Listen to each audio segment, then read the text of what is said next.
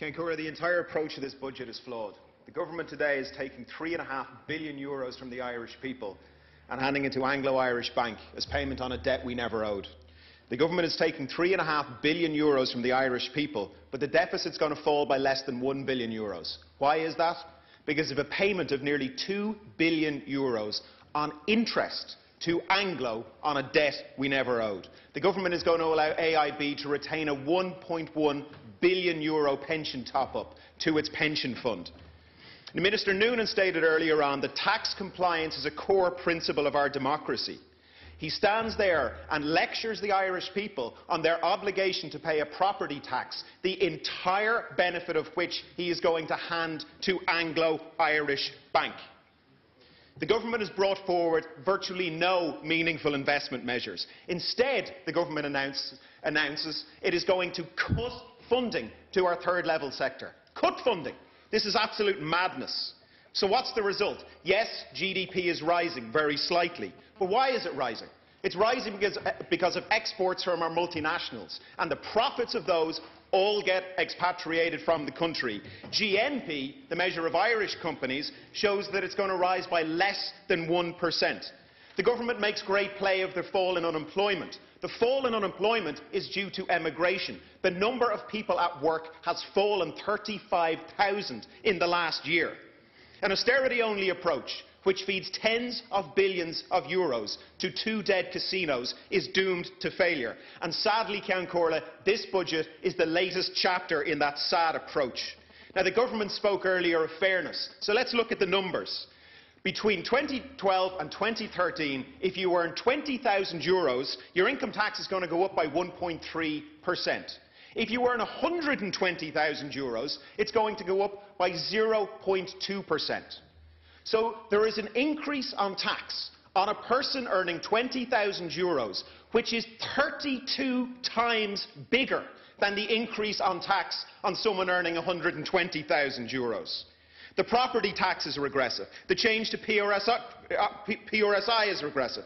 The cuts to child benefit are regressive. The increases to duty, motor tax and carbon tax are regressive. I don't know, Ciancura, how this government can use the word fairness with a straight face. The budget is a massacre to those in the negative equity generation. You're cutting their child benefit. You're increasing their income tax. You're charging them for homes which they despise. You're charging them for homes which are a debt around their necks. And if they're renting, and then renting another house because they can't afford to buy a bigger house to live in with their kids, what are you going to do? You're going to charge them 7% PRSI on the rental income from the house that they don't want, that is in negative equity, that they are now being charged a property tax on. It's a joke. The austerity-only approach, Ciancura, does not work. History is unambiguous on this point.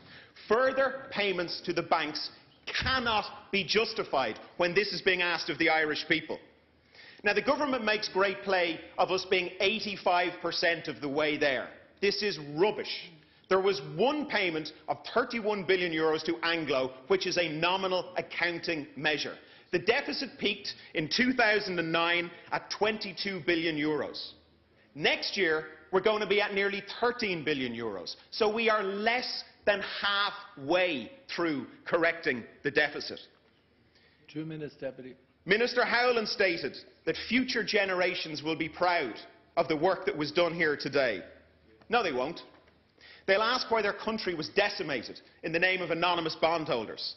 They will ask why their schools and colleges were stripped of teachers and stripped of investment. They will ask why they are still paying for the debts of Anglo-Irish Bank and Irish Nationwide. No government should ask its people what is being asked by this government today. I accept that the deficit has to be closed.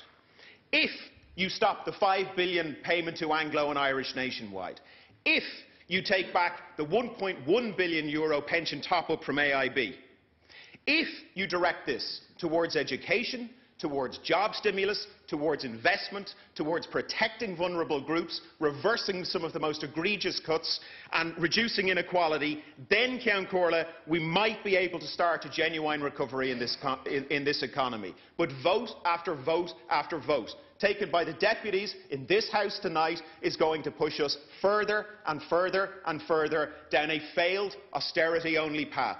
Thank you.